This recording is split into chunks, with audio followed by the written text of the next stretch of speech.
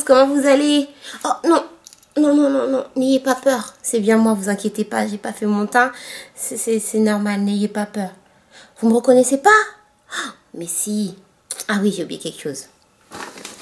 Oups là! Salut les filles! Là, vous me reconnaissez, ça y est, hein? Donc alors c'est parti, je vous embarque aujourd'hui pour ma routine teint. Étape par étape, ma routine teint avec un petit peu de contouring, puisque c'est la grande tendance du moment.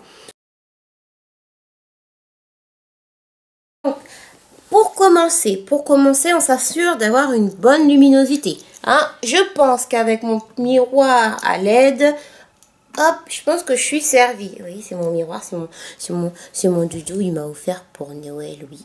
Et ça fait, là c'est jour, la lumière du jour. Je peux pas bien le montrer parce que il est trop, ah, le fil est trop court. Voilà, ça c'est la lumière du jour. Et ça c'est la lumière de nuit. Ça c'est quand on peut faire le bois de night. Bon, allez hop, ça suffit les bêtises. On met en lumière du jour.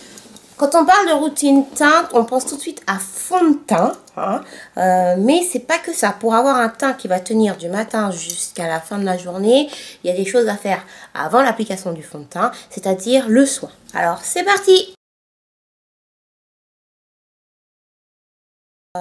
Ce que moi j'aime bien mettre, c'est d'abord la petite bébé crème de Maybelline. Donc la teinte la plus foncée que j'ai pu trouver, c'est la teinte la plus foncée que j'ai pu trouver en centre commercial, qui bien sûr est trop claire pour moi. Alors dans ces cas-là, je ne vais pas l'utiliser comme bébé crème correctrice. Je vais surtout l'appliquer pour le côté soin, c'est-à-dire le côté rafraîchissant, lissant, matifiant surtout. Donc vous voyez, si je ne l'étire pas bien, ça fait gris. Donc je l'étire à l'éponge ou au pinceau, si j'ai envie. Pas au pinceau, je l'étire à l'éponge ou à la main. Vous voyez, ça fait tout gris, ça c'est pas ma couleur. Donc si jamais vous voulez utiliser une bébé crème qui n'est pas votre couleur, pensez à bien l'étirer. Mais ensuite, ma base de maquillage, donc c'est la base Prep and Prime.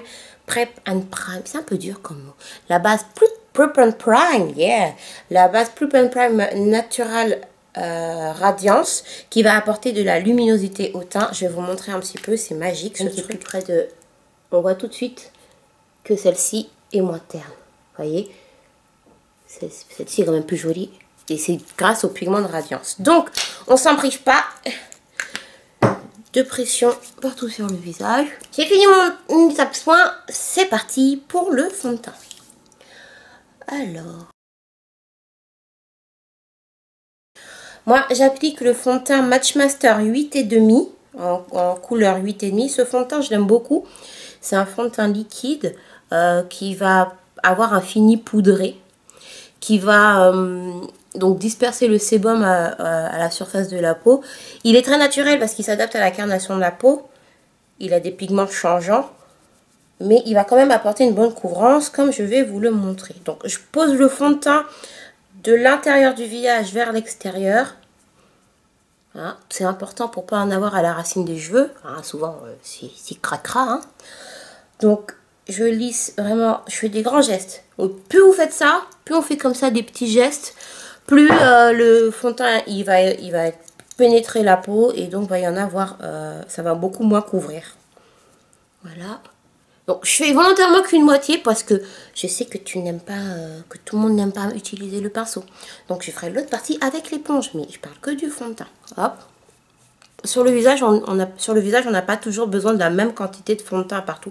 Par exemple, sur mon front, j'ai pas plus de taches que ça. Donc, je finis vraiment de lisser le produit qui reste sur mon pinceau. Je ne rajoute pas sur le front, c'est pas nécessaire. Ça fait beaucoup plus naturel et on masque que les petites taches. Voilà. L'autre côté, comme j'ai promis, avec l'éponge. Avec l'éponge, hein, alors, tu t'assures que ton éponge, elle est propre quand même, hein, parce que les bactéries, enfin bon, je t'ai déjà raconté, hein. Et pareil, je viens en lissant. Mais là, la différence, c'est qu'avec l'éponge, voilà, mon éponge, elle a déjà bu tout mon produit. Donc, je remets plus. Et je gaspille plus de produit. Donc, il y a des petites taches qui restent apparentes, comme ça, là. Ça, c'est à cause de l'éponge. Ça couvre beaucoup moins bien qu'avec le pinceau. Le résultat, on le voit directement que c'est absolument pas pareil. Hein. Donc, toujours, si tu veux continuer à utiliser ton éponge, hein, tu viens tapoter comme ça pour camoufler les petites taches que t'aimes pas. Hein, tu vois les taches des boutons que t'as cassés. Voilà, pas casser les boutons. Je dis ça, mais je suis la première à le faire. Hein. Hop. Tu vas revenir en tapotant, on tapote, on tapote. Donc ça fait un peu une crampe à la main, mais bon, je t'ai montré avec l'éponge. Moi, personnellement, je n'aime pas l'éponge, donc je reprends mon pinceau. Ouh, mon petit pinceau 293.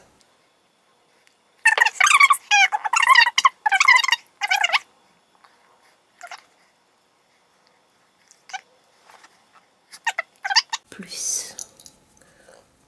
Maintenant que j'ai appliqué mon fond de teint, je vais venir corriger mes cernes ici, voire camoufler les derniers petits boutons récalcitrants là qui veulent pas se cacher. Hein? Donc, ça c'est on met l'anti-cerne ou le concealer. Concealer. Donc maintenant que j'ai unifié, je vais corriger. Comme concealer, comme anti-cerne, j'ai la palette Pro Concealer en correction de MAC, la teinte Dark. Donc de toute façon, je vous mets toutes les infos en bas là, dans la description. Donc vous vous inquiétez. Donc avec mon pinceau, je vais venir mixer un peu de NW50. NW50 et de NC50 parce que je suis un peu les deux. Juste tout petit rappel. Les tons NW sont un peu plus rosés et les tons NC sont un peu plus jaunes. Comme j'ai un peu les deux dans la peau, ça dépend de la saison, ça dépend. Moi, je me permets de mixer les deux tout simplement. Et je vais venir, venir tapoter.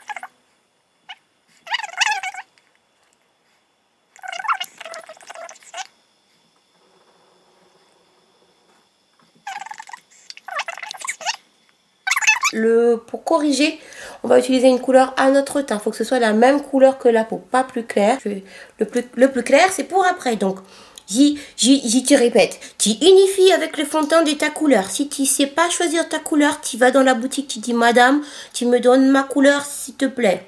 Un anti-cerne à ton teint, à ta couleur.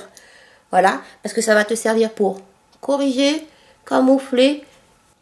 Voilà. Donc là, je prends le temps de le faire, mais ça va beaucoup plus vite normalement les matins quand il a l'habitude de le faire. T'inquiète pas. Voilà. Ça m'a l'air correct. Et toi, qu'est-ce que t'en penses? C'est bien? C'est bien ou pas? Que j'ai corrigé, on peut faire le contouring. Qu'est-ce que c'est que le contouring? Le contouring, c'est un jeu de clair et de foncé qu'on va apposer sur le visage. Donc, les clairs sur les côtés bombés, c'est-à-dire là, là, là, là. Peut-être un petit peu là, je vais vous montrer. Et les foncés, là où on veut creuser. Le clair pour bomber, le foncé pour creuser. Donc, celles qui aiment bien se creuser ici. Ou celles qui ont un large visage pourront le mettre là. Voilà, je vous montre, on y va.